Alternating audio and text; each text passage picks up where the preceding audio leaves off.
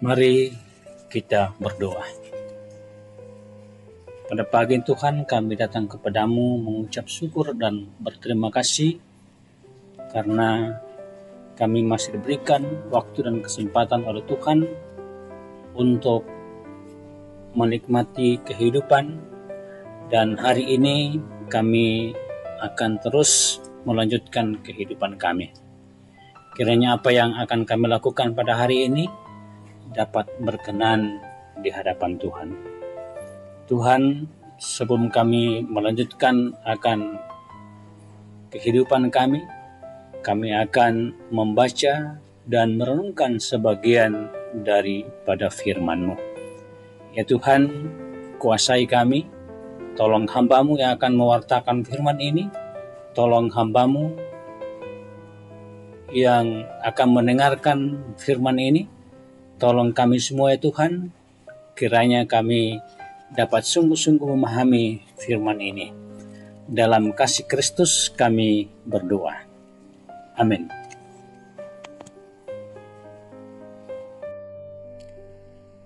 Tetapi apa yang bodoh bagi dunia, dipilih Allah untuk memalukan orang-orang yang berhikmat, dan apa yang lemah bagi dunia, dipilih Allah untuk memalukan apa yang kuat. Dan apa yang tidak terpandang dan yang hina bagi dunia, dipilih Allah. Bahkan apa yang tidak berarti, dipilih Allah untuk meniadakan apa yang berarti. Supaya jangan ada seorang manusia pun yang memegahkan diri di hadapan Allah.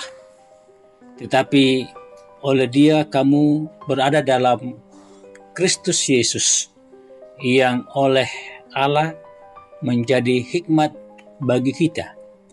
Ia membenarkan apa yang menguduskan dan yang menebus kita. Demikian firman Tuhan. Terpujilah Kristus untuk selama-lamanya. Saudara-saudara, dengan memahami dasar kemegahan yang benar, yaitu Allah yang telah memberi anugerah keselamatan kepada orang percaya, tidak akan menaruh kesombongan pada hal-hal yang dianggap hebat oleh manusia. Sebaliknya, kita akan mampu bermegah atas hal-hal yang oleh dunia dipandang sebelah mata. Kita bermegah dalam penderitaan dan kelemahan kita.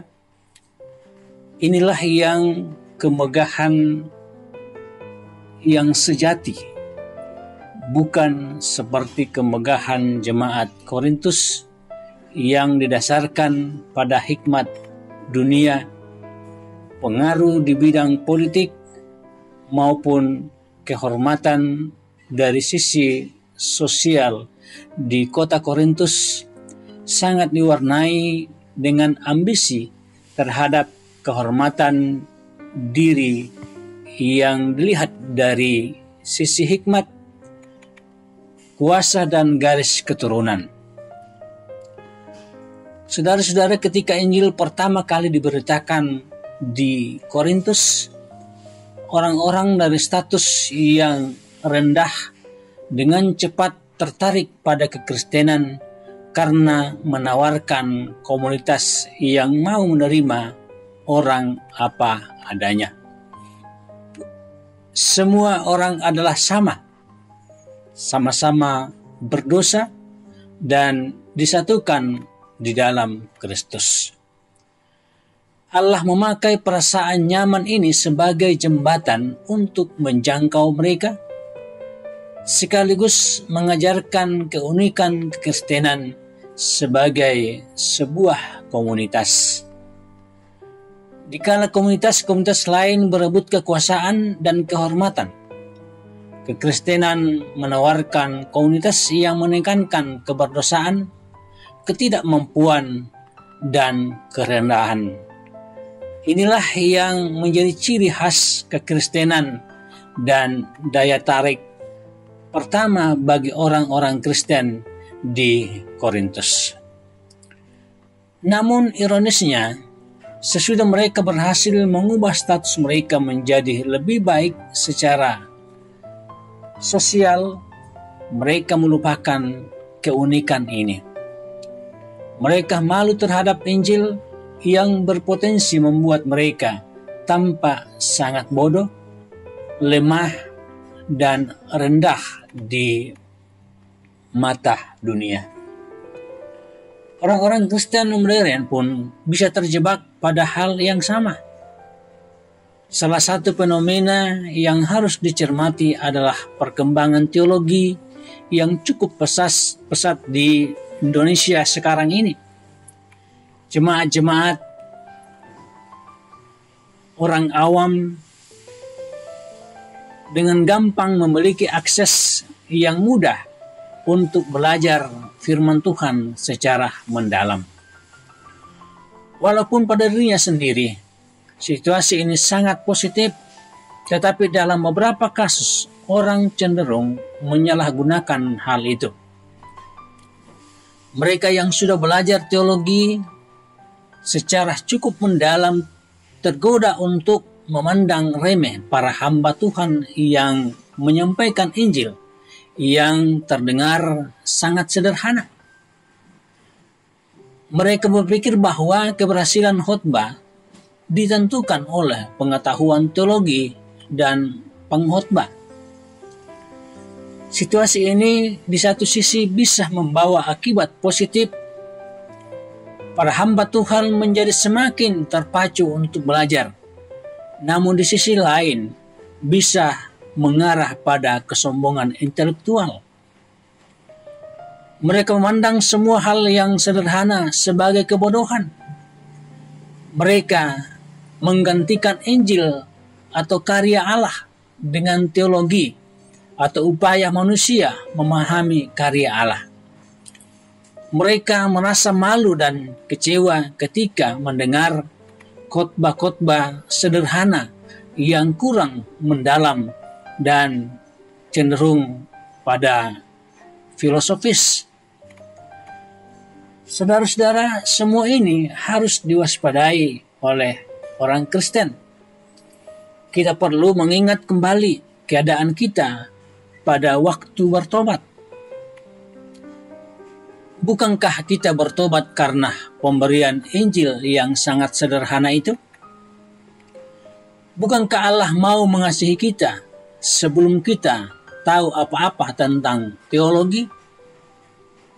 Bukankah hal itu seharusnya membuat kita mampu melihat kasih karunia Allah secara lebih jelas untuk menolong kita, saudara-saudara, memahami renungan firman ini?